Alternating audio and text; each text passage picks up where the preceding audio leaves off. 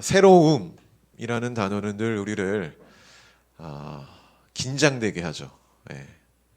우리 주성이가 일주일 동안 새로운 직장을 가서 긴장했던 것처럼 저희 가정도 육아 때문에 긴장하고 있습니다. 저희 새로움이라는 거는 늘 그렇게 우리를 이렇게 만드는 것 같아요.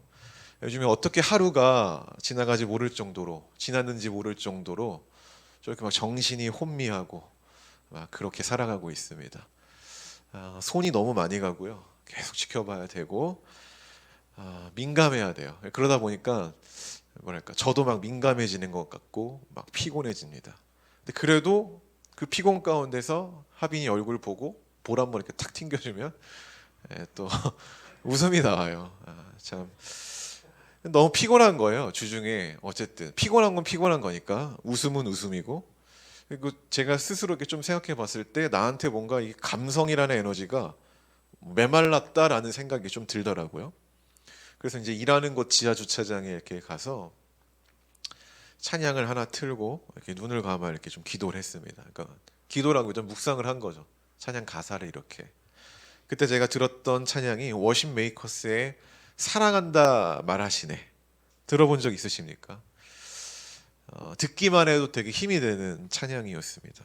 우리 하나님은 이렇게 지친 우리가 일상을 살아가는데 우리가 좀 더 힘있게 살아갈 수 있도록 다양한 것들을 통하여서 위로와 힘을 주시는 분이라고 저는 믿습니다. 아멘. 만약 삶이 좀 힘든 분이 있다면 한번 들어보십시오. 워십 메이커스의 사랑한다 말하지네. 되게 가사도 그렇고 멜로디도 되게 세련된 멜로디가 있습니다. 서로는 저의 짧은 근황으로 대체하고 오늘 말씀을 우리가 한번 보도록 하겠습니다. 우리 2절부터 3절입니다. 마온에 한 사람이 있는데 그의 생업이 갈멜에 있고 심히 부하여 양이 3,000마리요 염소가 1,000마리이므로 그가 갈멜에서 그의 양털을 깎고 있었으니 그 사람의 이름은 나발이요 그의 아내의 이름은 아비가일이라. 그 여자는 총명하고 용모가 아름다우나 남자는 완고하고 행실이 악하며 그는 갈렙 족속되었더라. 아멘. 우리 사무엘상 이제 25장을 보고 있죠. 우리 25장에는요 두 명의 주요 인물이 나옵니다. 나발과 아비가일입니다. 자, 나발은 완고하고 행실이 악하지만 아비가일은 어떻다라고 설명합니까? 총명하고 용모가 아름답다라고 말합니다. 성경은 이 두 인물, 나발과 아비가일이라는 인물들의 삶을 이야기를 해요. 그들의 태도, 어떤 문제에 대해서 직면하는 성격, 이런 걸 이야기를 하면서 이런 것들을 통해서 지혜로운 삶과 미련한 삶이 어떤 것인지를 말해주고 있는 거예요. 그렇죠? 이 두 인물을 케이스를 가지고 그래서 우리는 이 지혜로움과 미련함을 대변하는 두 인물 중에 오늘은 미련함에 해당하는 누구? 나발에 대해서 볼 겁니다. 나발. 자, 2절을 보면은요. 2절을 보면 성경은 나발을 어떤 사람이라고 지금 말을 합니까? 우리 모두가 내면 깊은 곳에서부터 갈망하고 부러워하는 부자라고 말합니다. 부자 원하십니까, 여러분? 저런 이렇게 세속적이다 이렇게 말하지만은 부자 저도 되고 싶습니다. 부자 부한 사람이라는 거죠. 특히 요즘 많이 느끼는 거죠. 저희 가정에 한 명이 들었는데 지출되는 게 이게 이제 제가 생각하는 것보다 더 많더라고요. 기저귀를 너무 많이 쓰더라고요. 그래도 이제 주변에 첫 아이를 낳았다고 하니까 많은 분들이 막 이렇게 선물을 이렇게 물품들을 보내주고 있어가지고 부족함 없이 지내고 있어요. 여러분 부자가 된다라는 거는 뭘까요? 부자가 된다라는 건 어떤 느낌일까요? 누가 저한테 좀 자세히 설명해 줄 수 있는 사람 있나요? 목사님 부자란 건 말이죠. 이러면서 없죠. 왜냐면 우리는 부자가 아니니까. 오히려 가난에 대해서 목사님 가난이라는 건 말이죠. 이러면서 우리의 현실을 이렇게 말할 수 있지만 우리는 사실 부자가 돼보지 않아서 부자의 마음을 몰라요. 민수 빼고는. 자꾸 민수를 얘기해서 단지 부족함 없이 지내는 것이 부자인가? 그건 아닐 수도 있죠. 몇 년 전에 전국 8개 도시에 거주하는 우리 고등학생들 특성화고 어떤 학교인지 알죠? 그런 고등학생들 대상으로 돈이 당신이 원하는 것을 얻을 수 있게 해줍니까? 라는 설문조사를 했습니다. 자, 이 조사에 87.3%가 그렇습니다. 또는 매우 그렇습니다라고 답변을 했다라는 겁니다. 거의 10명 중 9명에 해당하는 사람들인 거죠. 돈이 나의 부족함 모든 것을 다 채울 수 있다라는 거예요. 돈이. 사실 시중에 보면은 어떤 철학적 사고의 책을 보면은 돈으로도 살 수 없는 것들 이런 책이 있지만은 의미가 없다라는 거 이렇게 얘기하는 거죠. 현실에서는 이런 조사가 보여주는 거는 이 세계에서 돈이 우리의 문제를 해결할 수 있는 힘을 가지고 있다라는 거예요. 체감하고 있죠.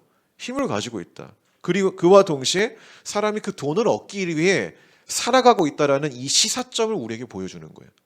미래 세대들, 그 고등학생들조차도 말이죠. 심지어 저는 그 어린 아이들 대상으로 지금 막 등하원하고 있지 않습니까? 애들 대화 들어보면 깜짝 놀라요. 나 주식에 1,000만 원 있다 막 이런 얘기해요. 초등학생 애들이 실제로 그런 얘기를 차 안에서 막 해요. 누가 요즘에 적금 들어? 나는 아빠가 주식 넣어줬어. 몇 년 뒤에 불어났는데 이러면서 막 얘기를 해요. 진짜로 그 정도로 민감한다는 거, 점점 더 민감해진다는 거예요. 돈에 대해서. 우리가 부자를 생각할 때 단지 돈만 봅니까? 아니요. 세상은요. 부자를 바라볼 때 돈만 보지 않아요. 부자에게는요. 그들이 부자가 될 수밖에 없던 삶의 습관들이 있다고 판단해가지고요. 시중에는 부자라고 불리는 사람들의 그 습관을 분석하고 소개하는 책들이 굉장히 많습니다. 여러분 세상이 어떻게 돌아가는지 알고 싶으면 서점을 가라고 하죠. 서점을 가면은요. 이런 책 많아요. 부자의 생각, 부자의 독서법, 부자의 언어, 부자의 그 뭐 메모 습관, 막 이런 것들이 굉장히 많다라는 거예요. 그러니까 즉 이 세상에서 부자는요 상업적 키워드죠. 또 그 말은 뭐예요? 많은 서민들이 이 부자의 삶을 동경하고 따라가고 싶다라는 거예요. 그게 우리 모두에게 지금 있다라는 거죠. 우리가 부자를 때로 이렇게 매스컴에서 욕을 하기도 하지만은 우리 내면에는 뭐예요? 그들을 부러워하고 나도 그들처럼 살아보고 싶다라는 강한 욕구를 가지고 있는 사람들이다. 그렇게 우리는 겉으로 표현하지 않지만은 부자를 어떤 배움의 대상, 동경의 대상, 그런 롤모델로 여기는 마음들이 있다라는 겁니다. 아까 누가 아멘했던 것처럼 오늘 본문에도 그런 부자가 나옵니다. 이 부자 재산을 봅시다. 양이 3,000마리. 어마어마한 거예요. 양이 3,000마리. 요즘 시대도 별로 없을걸요. 양이 3,000마리, 염소가 1,000마리를 보유한 전혀 부족함이 없는 우리가 그토록 내면에서 갈망하고 부러워하는 그런 부자라는 거죠. 자, 성경에서 부자는요, 단지 돈만 많은 사람을 말하진 않습니다. 성경에서 부자는 그 지역에서 매우 유력한 정치적 인물로 표현을 하고요. 또 신앙적으로는 축복받는 사람의 하나의 모델로까지 이야기를 해요. 물론 그게 100%는 아니지만은 그런 경향이 있다라는 겁니다. 그럼 우리가 볼 것은 뭐냐면은 그럼 오늘 본문에 부자라고 표현된 나발이라는 존재, 정말 우리가 그 배움의 대상, 롤 모델, 신앙적으로 축복받은 존재인가? 그의 삶과 태도는 우리가 벤치마킹하여 배울 점이 가득한가? 이것을 봐야 된다라는 거예요.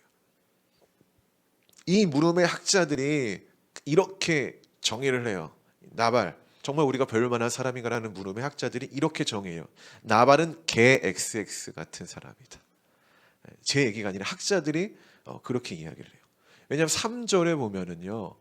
3절에 보면은 갈렙과 히브리어 개를 뜻하는 이 단어의 소리가 비슷해 가지고 나발을 개 같은 사람이다라고 이렇게 표현을 해요.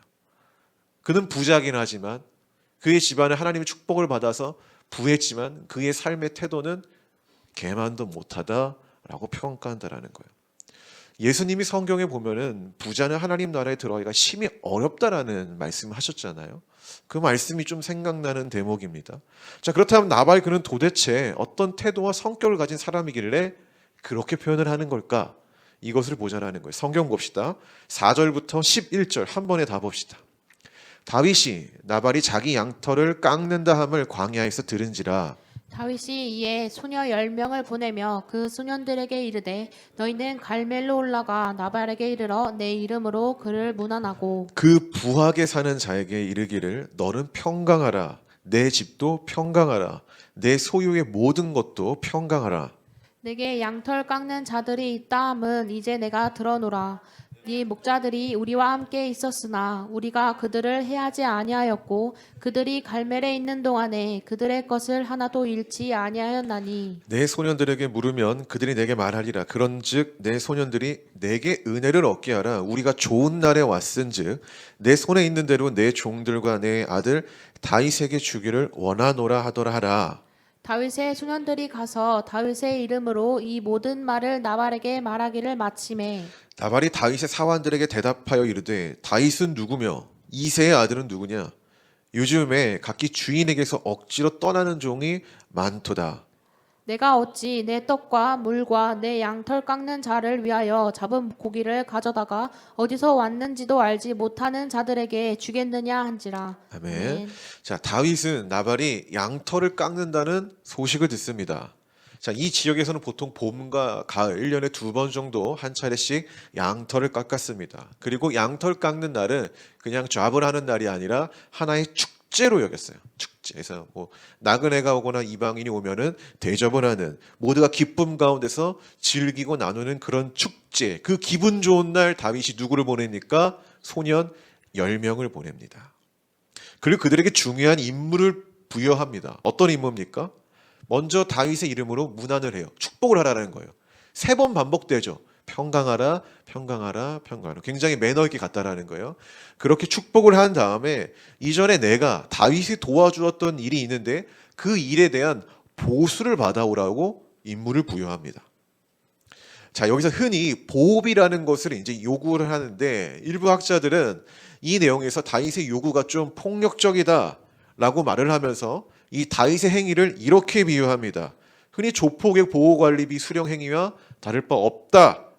그러면서 이제 좀 비판을 하는 행동이 있는데 저도 오늘 본문을 처음 보았을 때는 왜 다윗이 그냥 이렇게 보호비를 요구하지? 뭔가 빼앗는 것 같은 느낌이 들었지만 이 전체 내용을 보고 나서는 전혀 그런 게 아니다라는 것을 좀 알게 되었습니다.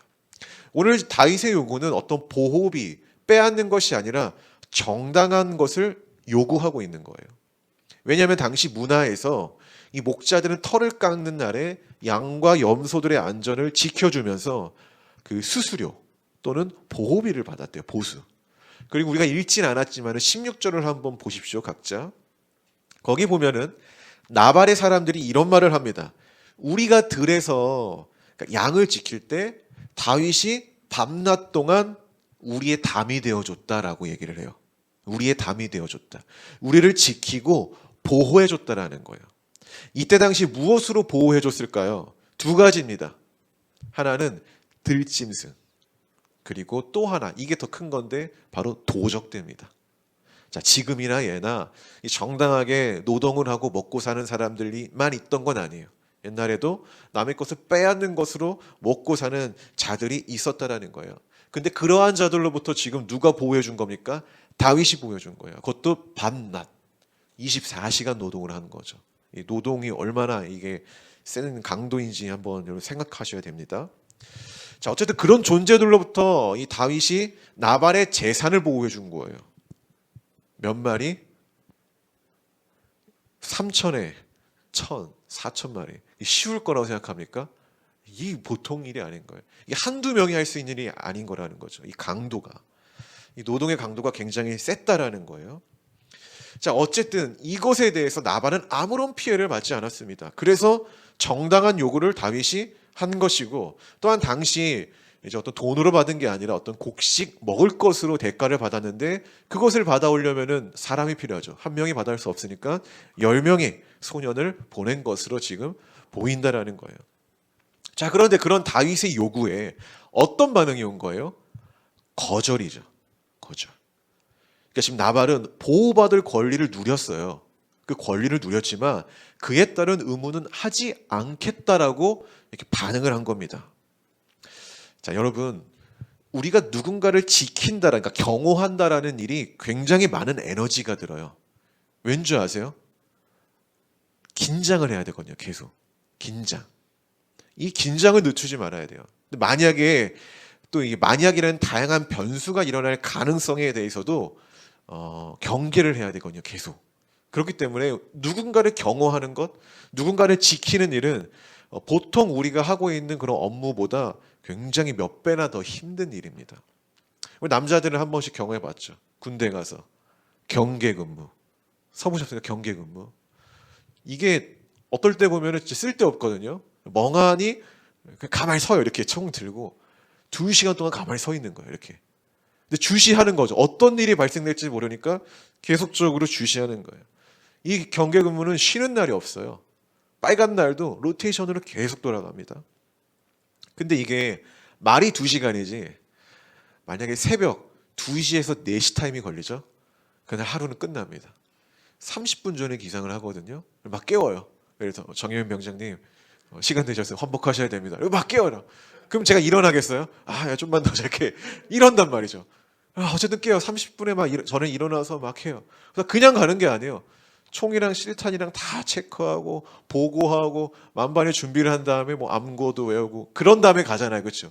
또 거기까지 걸어가는 게 코앞에 있는 것도 아니에요. 굉장히 멀리 걸어가요. 아무튼 그래서 30분 전에 일어나서 2시부터 4시까지 경계 근무를 쓰고 돌아옵니다. 또 환복하고 하는데 또한 그 정도의 시간이 걸려요. 누워서 자야 돼요. 또 잠이 바로 옵니까? 잠이 바로 안 와요. 그래서 배고파서 뽀고리도 하나 먹고 근데 더 최악인 거는 6시에 기상을 해야 돼요. 그렇기 때문에 이 2시에서 4시 타임이 걸리면은 그냥 하루는 이렇게 끝났다라고 생각하면 됩니다. 여러분 이런 삶을 2년이나 보내고 옵니다. 지금은 아니죠. 우리 최근에 갔다 온 주성 1년 6개월 꿀이죠. 1년 6개월. 근데 저는 2년을 하고 왔는데 너무 고통스러운 거예요. 쉬는 날도 없고. 왜냐면 저희는 또 인원이 15명밖에 없어가지고 15명이 매일 돌았거든요. 그러니까 쉬는 날이 없는 거예요. 쉬는 날이 절대 없어요. 참 힘들었습니다. 여기 각종 훈련들을 다 받고 고생이란 고생은 다 합니다. 근데 이에 대한 보상이 없어요. 사실은. 이전에 군 가산점 제도, 제가 이걸 갑자기 왜 이야기하는지 들어보십시오. 공무원 채용 시 군 가산점 제도는 위헌이라는 헌법재판소 결정이 있었습니다. 위헌이 뭔지 알죠? 잘못됐다. 이렇게 하면 안 된다라는 거예요. 당시 위헌의 이유가 이거였습니다. 이 군 가산점제가 여성과 장애인, 군 미필자들에 대해서 헌법상 보장된 평등권과 직업 선택의 자유를 침해한다는 이유로 이게 안 됐습니다. 위헌이다. 네, 이런 생각이 들어요. 그럼 군대 간 사람들은 선택의 자유로 갔는가? 그건 아니죠. 그리고 심지어 이 결정이 언제 났는지 아십니까? 1999년도입니다. 제가 05년도에 군대를 갔거든요. 그때 이등병 월급이 3만 원 받았어요. 1999년도는 더 적게 받았겠죠? 그리고 복무 기간도 더 길었을 겁니다. 근데 이 가산점 제도를 반대하니까 그때 당시 그러면 군인들 월급을 올리자 이렇게 얘기를 했거든요. 근데 그것도 세금 아깝다고 반대를 했어요. 어이가 없던 시절이죠. 근데 최근에 2022년도에 대한민국 젠더 의식 조사에서 이 1999년도에 위헌이 된 이 내용에 대해서 다시 한번 조사를 했어요. 네, 놀랍게도 여성의 36.8%가 자기는 그 위헌에 동의하지 않는다라고 얘기했더라. 요즘 깨어있는 사람들이 나오는 거예요. 깨어있는 사람들이. 어떻게 생각합니까? 여러분 이렇게 생각해 보세요. 내가 시간과 노동에 대한 합당한 보수를 받지 못하면 여러분 분노할까요? 분노하지 않을까요? 분노해요. 네, 분노해요. 물론 모든 일에 사람이 다 보상을 요구하지는 않아요. 인간이란 그런 게 아니에요. 예를 들어서 저와 사모님이 합의를 지키고 있잖아요. 밤낮. 우리 장모님도 지키고 있거든요. 그럼 저희가 나중에 합의한테 너 오늘의 이걸 보상해야 된다. 뭔가 이런 거 요구하지 않거든요. 그러니까 이런 것처럼 우리의 삶에서 내가 어떤 노동을 한다고 해서 다 보상을 원하지는 않아요. 그러니까 그런 관계도 있다라는 거예요. 근데 오늘 이 다윗과 나발의 관계는 그런 관계는 아니잖아요. 그렇죠? 그런 관계는 아니에요. 확실한 보상을 해야 되는 관계라는 거죠. 그리고 나발도 거기에 따른 의무를 다해야 되는 관계라는 거예요. 그런데 나발은 그 정당한 의무를 이행하라는 요구에 지금 거절이라는 것으로 응했다라는 거예요.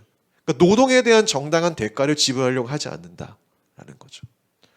나발이 그렇다고 가난합니까? 아니요. 가진 놈이 더하다는 말이 여기서 나오는 거예요. 저는 오늘 나발과 같은 사람을 좀 이렇게 평가하고 싶은 거예요. 권리는 주장하지만 의무는 다하지 않는 사람.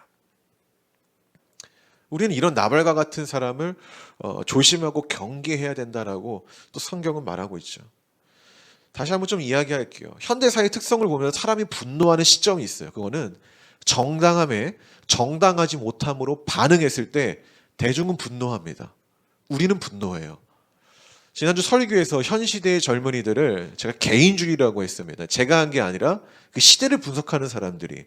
근데 이 개인주의는 이기주의가 아니라 나도 당신을 존중할 테니 당신도 나를 존중해 주세요 라는 의도의 그런 의미 안에서의 개인주의입니다. 근데 젊은이들이 주어진 사회에서 이 공식이 깨지죠? 그럼 어떻게 하는지 아십니까? 그 집단을 떠나버린대요. 이게 되게 중요한 시사점이에요. 예전에는요, 내가 속한 곳에서 합당한 일, 말도 안 되는 일이 벌어진다. 그러면 어떻게 했냐면은 그것을 바꾸려고 힘을 썼어요. 예전 시대는. 그렇게 생각을 했어요. 그럼 내가 바꿔야지. 근데 요즘 시대는 그렇지 않다라는 거예요. 정당하지 못한 게 내 눈에 보인다? 그러면 이걸 바꾸려고 하지 않고 떠난다라는 거예요. 이거 좀 공감이 되십니까? 그러면서 이 젊은이들이 이런 생각을 한대요. 굳이 내가 여기에 이런 쓸데없는 에너지를 써야 돼? 그냥 내가 떠나면 이렇게 끝나는 거야. 뭐 이렇게. 그리고 이게 두 번째가 이 사회가 존중이라는 키워드를 되게 중요시 여긴다라는 거예요. 존중, 정당함 이런 거. 그래서 내가 존중받지 못하다라는 것을 느끼면은요, 굉장히 불쾌하게 여긴다라는 거예요. 그때부터는 관계든 뭐든 그냥 도려낸다라는 거죠. 이게 우리의 지금 살아가는 세대이며 사회적 가치라는 겁니다. 여러분, 노키즈존이 왜 생겼는지 아십니까? 아이들이 가게 들어오는 것을 경멸했기 때문에 아이들이 싫어서. 그게 아니죠.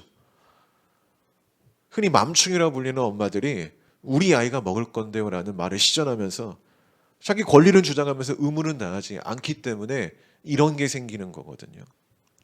저희 가정도 이제 이런 거 보면서 사모님과 이런 얘기 하는 거예요. 우리는 하빈이 데리고 무조건 3인분 시키자고. 저희는 원래 둘이 가서도 3인분을 시키기 때문에 이런 얘기를 하는 거예요. 이러한 사회적 현상들이 있으니까. 요즘 알바 시장에서 20대 사회초년생 안 뽑는데요. 뉴스 보셨죠? 안 뽑아요. 뽑지를 않는데요. 왜냐하면 노동의 권리 주장하면서 의무는 다하지 않고 열심히 하지 않는다라는 거예요. 능력도 없는데. 그래서 알바 시장에서 지금 젊은이들이 퇴출당하고 있대요. 알바몬 통계를 보면은요, 알바몬인가? 아무튼 걔네가 발표한 걸 보면은 오히려 지금 40, 50대가 환영받는데요. 40, 50대가. 주어진 권리만큼 그 의무를 다하는 자들이기 때문에 그렇다라는 거예요. 여러분이 꼰대라고 부르는 그 사람들이. 이 사회가 원한다라는 거예요, 오히려. 우리는 생각해 봐야 돼요. 지금 이 사회가 분노 사회라고 말을 하는데 의무를 다하지 않는 사람, 의무를 다하지 않는 집단에 분노하는 것. 저도 그런 경향이 있어요. 근데 우리는 분노하기 전에 과연 나는 의무를 행하는 자인가? 내가 이 권리를 주장하기 전에 나는 그에 따른 의무를 내가 합당하게 여기는 자인가? 이런 것도 좀 고민해 볼 필요가 있다는 거예요. 오늘 나발이 그런 격입니다. 보호받을 권리를 얻었어요. 주장을 해서 얻었어요. 그것에 대한 보상을 하는 것이 이 사람의 의무입니다. 그런데 의무는 다하잖아요. 이 합당한 공식을 어겼다라는 거예요. 그럼 그는 왜 이 공식을 어겼을까? 이 당연한 사회적 룰인데 이 사회적 룰을 왜 지키지 않았을까? 이유는 간단해요. 다윗이 끈떨어진 신세라고 여겼기 때문이에요. 본문을 보면은요, 이 나발은 다윗을 모른 척해요. 이새의 아들이 누구냐? 그러면서 뭐라고 해요? 요즘에 주인으로부터 도망가는 노예들이 그렇게 많다는데 비꼬죠. 끈떨어진 신세를 여기 무시하는 거예요. 정말 다윗을 몰라서 그런 걸까요? 이스라엘 전역에 어떤 노래가 울려 퍼졌습니까? 사울은 천천히요, 다윗은 만만히로다. 다윗이 어떤 존재인지 알거든요.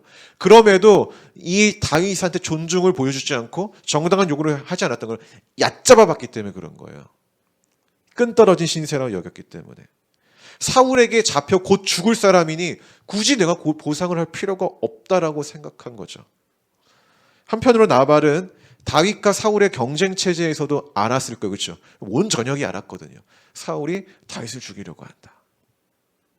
그러면서 다윗의 도움을 받고 그에 따른 보수를 하지 않는 것은 끈떨어져 보이는 이 다윗보다 질겨 보이는 사울의 끈을 잡았다라는 어떤 이런 의미를 보여주는 거예요. 내가 어디에 줄을 섰는가. 우리가 세상에서 끈을 잡았다는 말을 내가 줄을 선다라는 말로 표현하죠. 고로 그 줄을 타고 내가 성공해 보겠다라는 의미가 있다라는 거예요. 확실히 세상은요, 여러분이 줄만 잘 설도 어느 정도 올라감이 있어요. 그래서 사람들은 나보다 또 위대해 보이는 그런 사람의 끈을 잡으려고 노력합니다. 그 끈을 잡으려고 사람을 막 순위를 매기는 거죠. 좀 질긴 끈, 나를 잡아줄 수 있는 끈, 여기는 썩은 동아줄. 이러면서 사람을 이렇게 세우는 거죠. 줄을 세우는 거죠. 등급을 매기는 거고. 이게 우리에게도 있다라는 거예요.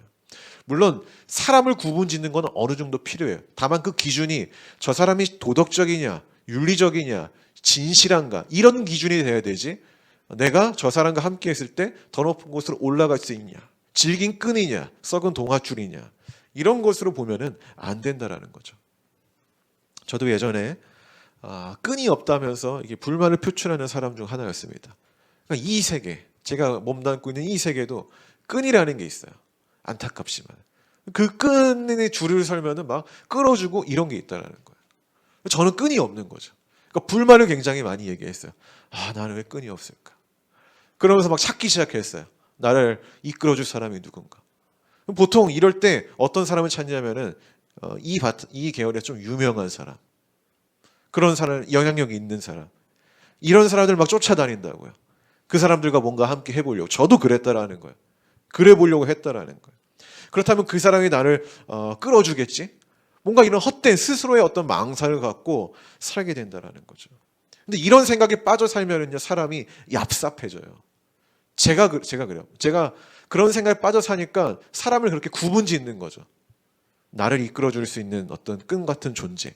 더 잘해, 그 사람한테는. 이 사람은 성품은 좋지만은 그런 능력은 없어.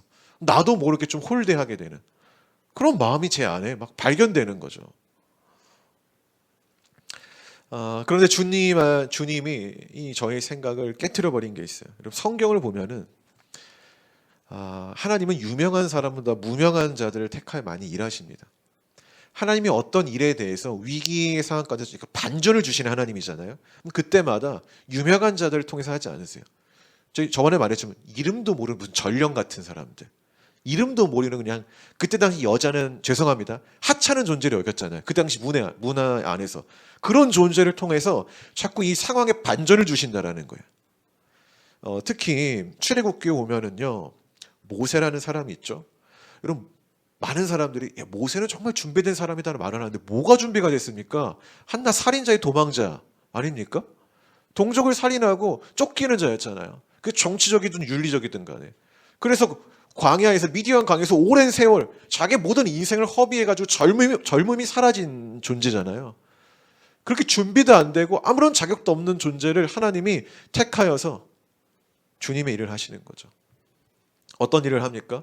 이스라엘이라는 그 수많은 민족, 노예 생활에서 해방을 이끄십니다. 이 과정에서 모세가 어떤 정치적 끈으로 해결해 보려고 하는 노력을 했습니까? 그러지 않았다는 거예요. 하나님께 물었죠. 그리고 하나님께 이야기를 했죠. 어려움과 고민이 있을 때 주님께 묻고 주님의 말씀을 들으려고 노력을 했죠. 여러분, 주님께 묻는 과정 되게 이렇게 얘기를 하면 고상해 보이잖아요. 그런 게 아니에요. 카페 가서 뭐 커피 한 잔 시켜놓고 풍경 바라보면서 생각하는 그런 게 아니라 처절한 거예요. 주님께 묻는다라는 걸. 무릎 꿇고 하나님 어떡할까요? 내가 답을 모르겠습니다. 과정이 아름다워 보이지 않아요, 사실은. 근데 그런 처절한 과정을 통해서 하나님이 그 모세를 통해 일하셨다라는 거예요. 여러분, 하나님은 그런 자격 없고 무명한 모세, 어떠한 끈도 갖고 있지 않는 그런 자들에게 끈이 되셨다라는 거죠. 할렐루야. 모세 이야기가 저의 생각을 많이 바꿨거든요. 굉장히. 저도 항상 그런 생각을 좀 많이 하고 있어요. 누군가의 끈을 붙잡으려고 노력하는 사람 말고 끈이 되는 사람이 되고자 하는 거죠.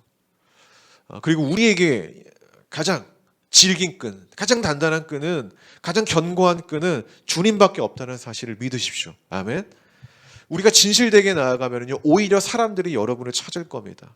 그러니까 내가 어느 줄에 서야 되는지, 어느 줄이 나에게 큰 유익이 되는지, 그런 고민의 시간을 보내고 있는 사람이 있다면은 빨리 없애버리시기 바랍니다. 자, 사울과 다윗 사이에서 저울질하다가 질겨 보이는 사울의 끈을 잡은 나발에게 결국 화가 일어납니다. 봅시다. 마지막 12절 13절. 이에 다윗의 소년들이 돌아서 자기 길로 행하여 돌아와 이 모든 말을 그에게 전하매 다윗이 자기 사람들에게 이르되 너희는 각기 칼을 차라 하니 각기 칼을 차매 다윗도 자기 칼을 차고 400명 가량은 데리고 올라가고 200명은 소유물 곁에 있게 하니라. 아멘. 다윗의 분노는 저는 합당하다고 생각합니다. 정당한 분노라고 생각해요.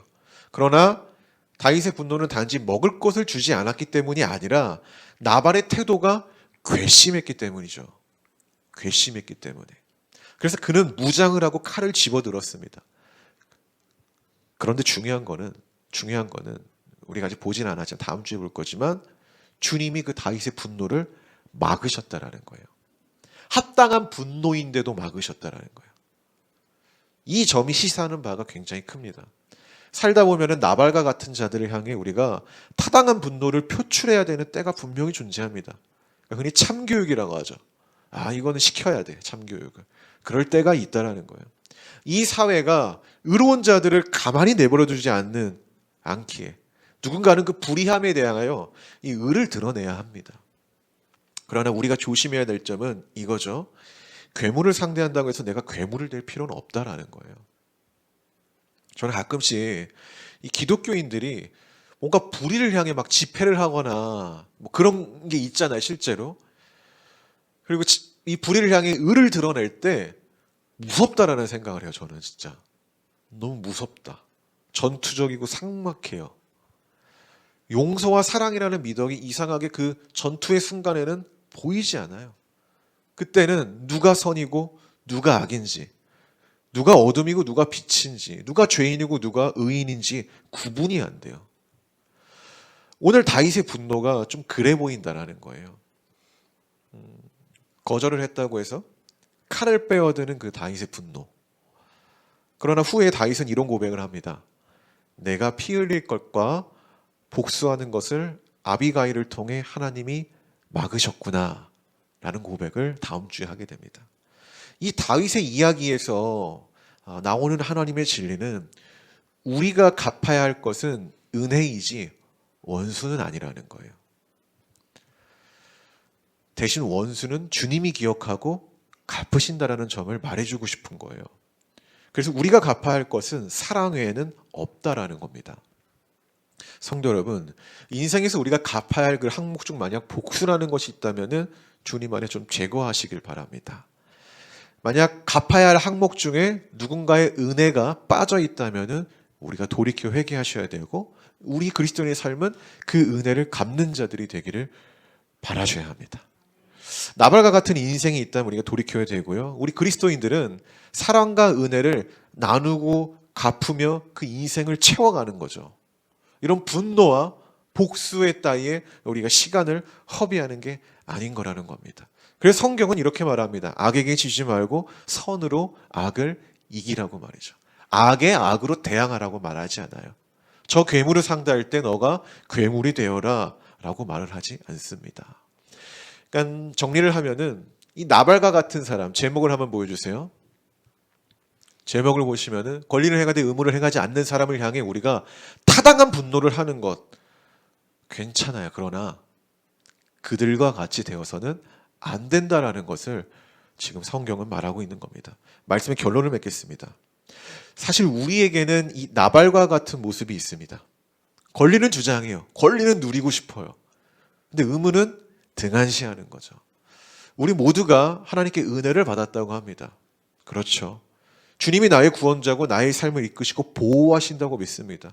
우리는 위기의 순간에 그 하나님을 부르짖고 자녀됨의 권리를 갖고 나아갑니다. 주장하죠. 주님, 내가 당신의 자녀 아닙니까? 나를 이 위기로부터 구원해 주소서. 우리의 권리를 주장합니다. 그렇게 삶의 보호를 받고 평안을 얻습니다. 그러나 그 순간이 지나고 나면 우리는 이 자녀됨의 의무는 행하지 않는다라는 것입니다.